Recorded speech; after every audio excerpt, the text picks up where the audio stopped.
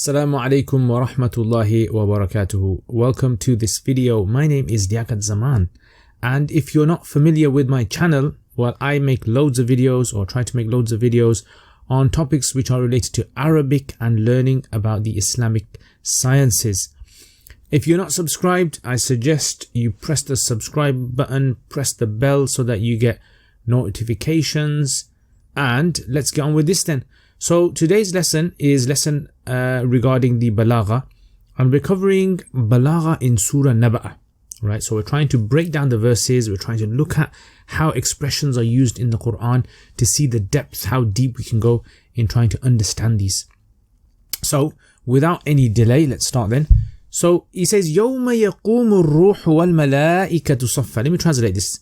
So the day, يَقُومُ stands, Ar-Ruh the soul, وَالْمَلَائِكَةُ and the angels, صَفًّا in line, لَا يَتَكَلَّمُونَ they do not speak, إِلَّا مَنْ أَذِنَ لَهُ الرَّحْمَنُ except for the one who Rahman, the most merciful, gives permission. وَقَالَ الصَّوَابَ and says something correct, or says correct. So that's a rough translation, but obviously, we're going to inshallah look at the depths of this and then you can decide whether that translation is good. Now the word yawm here has something hidden there. So there is something hidden over here, and we say it's something like udhkur, right? Remember. When we say the day on which this is going to happen, it's the Arabic way of saying basically remember this day, recall this day, imagine this day, think of this day. Right, so there's something hidden there, and anything that's hidden in a sentence we call this hadaf, removal, omitting sentences or words. Yawm is a noun, right? So now by removing the verb, the sentence now starts with a noun. It gives it more of a noun sort of characteristic, which is more permanent. And so we have the word yawm. Yaqum is a verb, and it's a present verb, so it's as though it is happening right now. So in other words, Allah could have said يَوْمَ قَامَ الرُّوحُ, the day on which the soul stood, but it doesn't say that. It's talking about the day of judgment, so it kind of fits in. You're talking about the day of judgment, something that's going to happen, so you're telling someone to think about something that's going to happen in the future. So it's like a series of events are going to happen, and so Allah wants us to think about this, imagine this, and it creates an image in your head. Right, so here tasweer occurs, imagery, as though you can see people standing, and people stand on their legs, and masses of people all there. So this is a present verb which gives it the meaning of huduth, something that occurs and is temporary. Present verb. So yawma yaqum. Now notice yawma is made up of ya, waw and mim, and yaqum is made up of ya, qaf, waw and mim. Yeah, can you see that? So you've got like Yawma yaqumu. So the letters of Yawma are actually found inside of Yaqumu. This is actually something which is a style in Arabic language as well, and it's called jinas. So this is a form of jinas where you're trying to get some sort of resemblance with the root words or the letters, and so it kind of nicely fits in. Like sometimes we say things in English as well. We say I went to bed and had a bad dream. Bed, bad, right? So it's like kind of very similar. It kind of clicks in with the listener. When the listener listens, your mind can pick it up, whether it's consciously or subconsciously. You pick up these yawma yaqumu, dun da da do do. So yawma yaqumu. So you've got jinas over there. Okay, so it's a style of wording using very similar words and bringing them in sequence. It has an effect as well. Allah could have brought another word, yawma yaqifu ar-ruh, but no, yaqumu fits in here. One is because of this, and also for other reasons as well. So Ar-Ruh is the soul. Now what does this mean now? The soul. If I say to you the soul, something comes in your mind as though like what is being said, because you only say the to a person when it's familiar. So the word Ar-Ruh, the scholars have differed about this. Now I'm not going to go into the tafsir of this whole list of opinions of what the soul means. Some say it's the soul, the mankind, humans, they have this kind of the essence of human beings is the soul, and the soul will be made to stand. And some say no, it's talking about this creation that's greater than angels, that we don't know what they are, a creation that hasn't been described to us. So we know angels, but this is a different type of creation. It's called the soul, right? And maybe it's some sort of like, universal consciousness. Maybe it's some sort of a being, maybe some sort of energy, power. We don't know, right? But it's called Ar-Ruh. And some say it's Ar-Ruh is Jibreel alayhi salam, because in the Quran, Allah has referred to Jibreel alayhi salam in many places as being the Ruh. We sent our Ruh to Maryam and it materialized in the form of a man. So Ar-Ruh, anyway, whatever it is, but it's just like, whoa, hits you. What is the Ruh? And because this surah is Naba, because it's about something which is very important and very profound words fit in here. See what I'm saying? It's kind of like over here, this surah, this word, it fits in perfectly because the theme of the surah is about greatness, magnificence, power, might. Yeah, things which are excess. Ar-Ruhu. Okay, so we got Ar-Ruh. Alif Lam has been used here, and Alif Lam could refer to the souls, like we said. It could refer to, something specific, some great creature that we don't really know about, right? Wow. So imagine that. It's amazing. Wow is for wasal, joining two things together, two things that are very close to joining together. So Ruh could be something khas, and Malaik could be am. It could be like Jibreel, like we said, one of the opinions that we're referring to Jibreel alayhi salam, and so the angels would be like the group.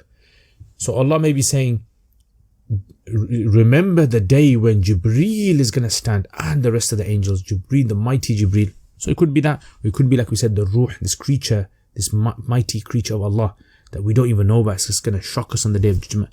Al-Mal and the angels. So here, it could be like you're going from tadarruj, you're going from steps.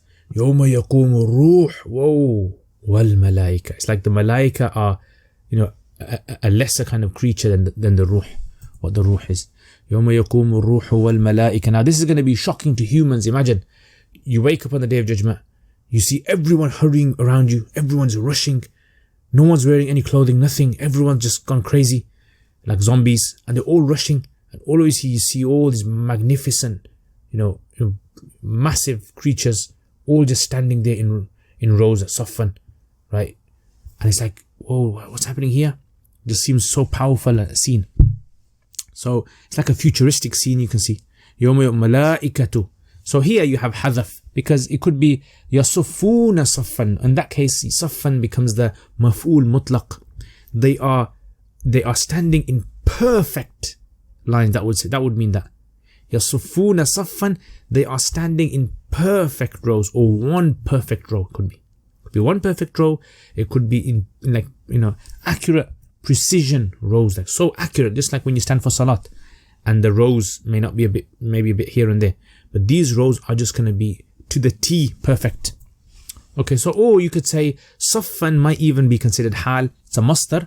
Safina, right? They all are lining up, all just like an army, massive army that's lining up in front of the ruler. All these amazing creatures, the most powerful creatures of the entire existence, are all standing obedient to Almighty Allah. Subhanallah. Just imagine that kind of scene. Saffan. So this, now if you had brought the word safina, you wouldn't get this, because the word saf, because it's a masdar, it can hold two meanings, right? And once you've got those two meanings, it kind of gives it much more depth. And by saying safina, then that simply just means one thing, that they'll be standing there, that's all. Yeah. You don't get the meaning of a row, precision, and all this. So anyway, saffan, you got this word here. Now this word is what we call mubalaghatan, right? It's like it goes into real depth. And also this word is for clarifying something. So for example, like if I say to you, يَوْمَ يَقُومُ الرُّوحُ وَالْمَلَائِكَةُ, remember when the ruh and the angels will all stand. And you're thinking, that might be metaphorical. They stand as in, they stand, with them. Like we say to someone, I'll stand with you whatever happens, meaning metaphorically. But when you say the word saffan, then that word saffan actually clarifies that this is going to be a real saf. They are literally going to be standing there. Yeah, so it kind of ihtiras, it removes those kind of majaz ideas. It's like in the Quran, and Allah says things like the bird flies with its wings. So when you say with its wings, it kind of clarifies that this was a real flying. Yeah. So you've got this kind of over here, you've got this kind of ta'zeem. This, when you read this verse in your mind, you get this greatness, this power, this might, like a movie scene, right? All of this is taking place. Everyone's lining up. You see all these lights and all this kind of rows. And it's also kinaya, which means an implicit. Kinaya means implicit. Something like, for example, implicit would be if I said to someone, this guy's got a heavy hand. So when you say he's got a heavy hand, it means this guy, he's not very gentle, and he literally can have a heavy hand. So this is not majaz, because majaz is where the haqiqah, the literal meaning, and the other word cannot come together. But if someone has a heavy hand, they can literally have a hand that's heavy and also mean that they're not gentle, right? So this is the difference between kinaya. Implicit, right, kind of subtle implication towards it, subtle indication. So this is a subtle indication, I would say, towards obedience. Like if you said to someone, my followers, my people, they will stand with me in rows in any situation. Yeah, they'll be there. So this is like, implicitly I'm trying to say my people are with me all the time. Okay, so لا يتكلمون. Right, now لا يتكلمون, this is a present verb and it's got no wow there. It doesn't say ولا يتكلمون. It's just kind of like as though it's a new sentence. So this cut can be for many reasons, right? It's like new, sort of like camera shot where it just shifts from something else to something else. And this can be for that the connection between the two is so strong you don't need to even bring a wow. It's like the reader would know. Like لا يتكلمون, they will not speak, they are not speaking. It's connected with the previous verse. The previous verse is talking about obedience, and so the speaking, lack of speaking or not speaking, it fits in with obedience. So it's like the two sentences are mutually inclusive with each other. They kind of fit together. They are one and the other as well. Okay, so لا يتكلمون, فعل, مضارع, present verb. It creates imagery. All these verbs are creating imagery now, because that's a powerful way to create imagery, is with verbs. Now, who is this لا يتكلمون? They will not be speaking. Who? Is it the angels? Is it the Ruh? Is it human beings? All humans are watching all this massive creation. Yeah, all of them lined up now. Imagine angels, there's more angels than humans. So imagine if on the earth in history there's been 100 million humans that have come on earth, for argument's sake. Angels, there's trillions and trillions of them. They're all lined up, and it's like this massive event that's taking place. No one is speaking. Silence, utter silence. لا يتكلمون. Right, it just creates this awe inside of you. That what's happening? Illa. Now this illa is what we call istithna or hasar. Hasar basically means is when you restrict something to something else. For example, like if I say La ilaha illallah, there is no one worthy of worship except Allah. Now if I say La ilaha illallah, I'm restricting the worship to Allah, no one else. In other words, no one else deserves to be worshipped in the entire creation, entire universe or existence, except Allah. So I'm restricting this sifa, this attribute, to Allah and to no one else, right? But if I say something like this, if I say Zaid is only a teacher. Zaid is only a teacher. Yeah, that basically means that you're restricting Zaid to teaching. You're not saying that no one else teaches. So if I say Zaid is only a teacher, that means that there are many teachers out there, but Zaid, he's not a doctor, he's not a policeman, he's not a student, he is a teacher, right? So I'm doing the opposite now. So the first example was where you're restricting the attribute to the person, so the being, and the other one is where you're doing the opposite. You're restricting the being to the thing, and you're saying he does nothing else but this, right? So here, لا يتكلمون, they will not speak. So you're restricting speaking except for man adhina lahu ar-Rahman. And by doing this, what you're doing is you're creating in the listener's mind absoluteness, right? So it's like utterly no one at all, illa the one who Allah gives permission to. So man adhina lahu ar-Rahman, right? So you're saying the speaking will only occur for those people for Allah has permitted. This is called qasrul fi'l ala al-fa'il. You are restricting the fi'l to the fa'il, no one else. All right. So it's like I gave the example a bit earlier. You've got some people gathered in a place. Let's say, I'm coloring some in red and some in blue.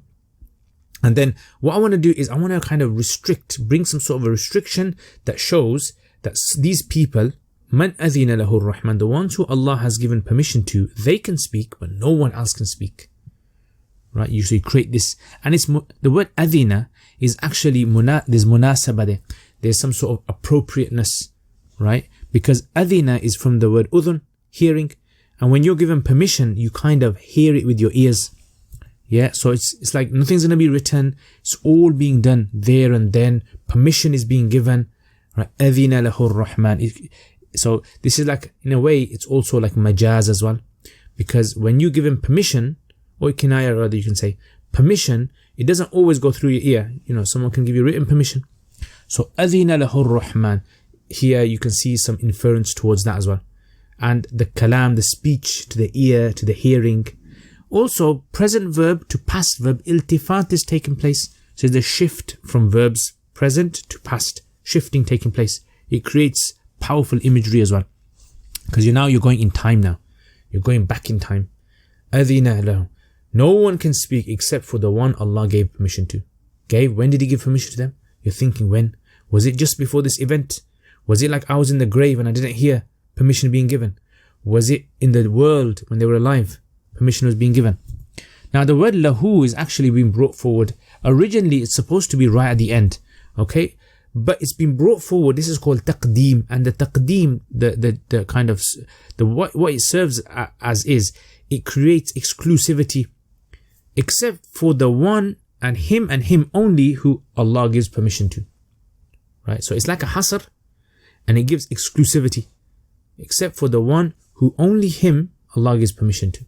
So it's like an exclusive, privileged group of people have been given these VIP passes to speak on the Day of Judgment. And Allah is saying only these special people. Now when you listen to this, you want to become one of them. You're trying to think, how can I become one of them? How can I get one of these passes before that event occurs? Remember, it's all in the future. Okay, so لَمَنْ أَذِنَ لَهُ الرَّحْمَنِ. Now here you have al all the way, this kind of the Ruh, the angels, the Rahman, right? The merciful. It creates inside the mind jinas as well, right? Al is being repeated. It kind of repeats al in your mind as well. So it has an effect without a doubt. Waw over here is waw wasl, connecting two things, right? Two things that are separate, normally separate. You're bringing them together here. So by bringing these two things together, this is also giving like color to something. It's giving more texture. It's giving more depth, you can say, to the verse. By bringing the more things you bring together, the more like details are brought into the image. The word Ar-Rahman is from the word merciful, right? And it means an extreme form of mercy, extremely merciful. Ar-Rahman, right? So the alif noon at the end are Mubalagha for kathra, right? So you have munasaba over here as well, because Rahman, right? The kalam, la yatakallamuna, the speech and the permission being given. Why doesn't Allah just say illa man adhina lahu Allah? Because the word Allah wouldn't fit here. Because Allah here would be used in the sense of the obedience shown to Him, His justice. And so Allah, if He was to be just, He would not give anyone permission, because no one deserves it in front of Allah. Allah is the creator, they're the creation. Creation doesn't deserve anything. They are not like they're not in a state where they can say they have rights over Allah for themselves. So this is munasaba, because and Allah doesn't use the word Rabb as well. إِلَّا مَنْ أَذِنَ لَهُ الرَّبِّ. Yeah? إِلَّا مَنْ أَذِنَ لَهُ رَبُّهُم. Because Rabb, Rububiyyat, Rabb, is to do with how Allah nurtures the creation. So the nurturing of the creation wouldn't fit in here, because this is like a court case. Allah would fit here more. But Rahman is used, and this is repeated before as well, if you remember, just in the last verse. Because Rahman is actually showing the mercy of Allah. On this day when everyone is going to be shaking, everyone is going to be, even the Ruh and the Malaika cannot say a word. They're all going to be standing in saf. So imagine that. But on this day, the Rahman, the most merciful, this is where Allah's mercy comes in. And He's going to be giving permission to people. Just free of charge. Allah's going to be giving VIP passes for people to speak on that day. So imagine that. Kind of nicely fits in the word Rahman. So anyway, Qala, now is this Qala the same? Qala, is it Allah? Is it Rahman? Qala sawaban? Is it referring to the people, the angels? They will be saying sawaban. We can't really tell from this. Yeah, you can't see. But this shows like multiple scenarios come in your mind. Yeah, is it the creation? Is it, the angels? Is it Allah? What is it? So this creates, multiple. And the word sawaban, there could be hadaf here. It could be yusawwibuna sawaban. Right? They are saying it correctly. Right? They are precisely measuring their words, like you say. In other words, like when they've been given the VIP pass, it's like when they speak, they will speak exactly as they need to. They will not say anything extra because now they're scared. Imagine standing in a court of Allah, right? A court of anyone, someone important, and you have to explain something. You're going to choose your words correctly. You'd even try to write it down so you can read it off a piece of paper so that you don't, waffle around. And the other is you can have sawab and can be the maf'ul bihi. So one, it can be the na'ib maf'ul mutlaq, or it can be the maf'ul bihi, whichever one. Those of you guys are familiar with Arabic grammar would know this. Now the words saffan and sawaban, notice they're both masters, right? And they both denote the meaning of precision. So you've got an element of munasabah there, because safs, rows, are only in places where there's like a strict policy, strict rules, and everyone is obedient. Like in the army, you can say, army is like a epitome of obedience. Sawaban, you got this kind of element of precision as well. So people in courts in these places are very precise in what they say. They measure their words. So this event is like it fits in because it's an event of the Day of Judgment, the accountability. So you have to be precise in everything. Anyway, let's make a list then. So first of all, you got hadaf in this verse. You can see this hadaf taking place over here. You've also got there's other things that you can add in, find other hadafs as well, but I've just mentioned 2 or 3 here. You've got insha as well, udhkur. So the word udhkur is hidden over there. So you've got insha there. You've also got let's see what else we can write over here. So the Ar-Ruh itself, right? We said it's possible that this could be am ba'd al-khas if we take that one meaning, but otherwise. Number 4, ta'zeem, greatness. Okay, so you got this element of ta'zeem, showing the greatness of this event by using like precise wording to convey this. You've got number 5, tasweer. By using verbs, you're creating lots of imagery inside the verse, and it's creating inside the mind of the listener. Number 6, ihtiras, clarification, clearing up any misconceptions or issues. Mubalagha, you got by using masdars, by using by using plurals and Rahman and other things. Number 8, you got tibaq. So tibaq, it's like the opposites. Okay, so you got like opposites over here. Yeah, so between the ruh, the malaika, if you take the one meaning, it's kind of splitting it. So the opposites. Now where is this event? Where is this? Where are they standing? Kinaya, your obedience. This whole part of the sentence is an epitome of obedience. Saffan, the safs standing. Number 10, fasl as well. You have separation between 2 sentences and you have no device or particle in between that brings them together to show the connectivity. Number 11 is jinas. So yawma, yaqumu, ya waw mim repeated again. Number 12, you have qasr. So the qasr of a fi'l, la yatakallamun, onto man adhina lahu ar-Rahman. Number 13, you have munasaba as well, right? So lots of words here are appropriate. Number 14, taqdeem, bringing some words forward like lahu rahman, lahu. Number 15 is the last one, takrar, right? So you had Rahman mentioned before in the previous verse, now it's been mentioned again. Lots of words we're going to see that have been repeated as well. The word yawm has also been repeated as well. Number 16, let's do another one then. Okay, so we have we done wasl? Right, let's put wasl in. Okay, so we got wasl in there, which is that wording. And have we got kinaya in here? Okay, we've got kinaya there as well. Let's think of one more. Okay, fawasil, we can probably put fawasil. Have we put fawasil in? I mean, fawasil is there throughout. So by this time, you guys should know that the ending of the sentences. Ta'reed, in subtle implications or indications towards something, a subtle indication towards it, right? So you have this kind of to obedience, like we said, and to other things as well, because if they are not going to be speaking, if the ruh and the malaika are not speaking, then this is a subtle indication that how will humans have the power to be able to speak? They wouldn't be able to. Okay, anyway, so now you got lots of verbs here, this kind of creating tasweer, imagery, qala, yawma, yaqumu, yatakallamuna, adhina, qala. So all of this, it creates inside the mind lots of imagery as well. Very powerful technique, a very powerful technique to be able to create this. Right, so far, inna lil muttaqina mafazan now. So we're talking about the mafaz, muttaqin will have a mafazan. And then we shift it, we start talking about ata, and this is an ata min rabbika.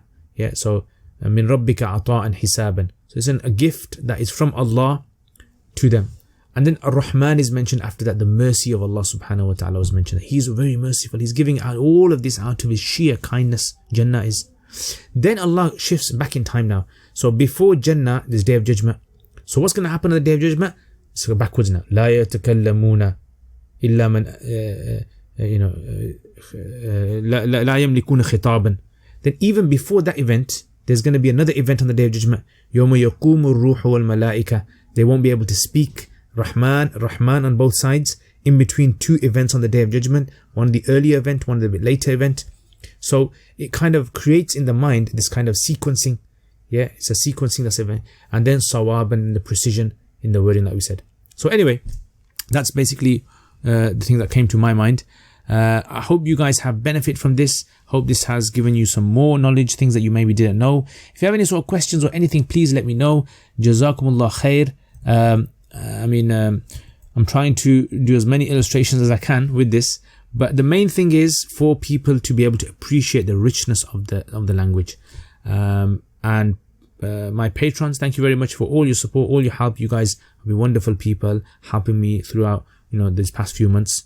Jazakallah khair to every single one of you. I really appreciate it. If you guys want to become patrons, support me on this channel, help me build more content, more videos, you can check out the link, become a patron, and there's lots of privileges that patrons have, lots of videos that the patrons get access to, which general public won't get access to. So check that out as well. Jazakumullah khair. Thank you very much. And assalamu alaikum wa rahmatullahi wa barakatuh. Thank you very much guys for watching this video, and again thank you to all my patrons as well for all your support. Jazakumullah khair. May Allah reward you immensely. If you guys want to become a patron, then links in the description below. Jazakumullah khair. Assalamu alaikum wa rahmatullahi wa barakatuh.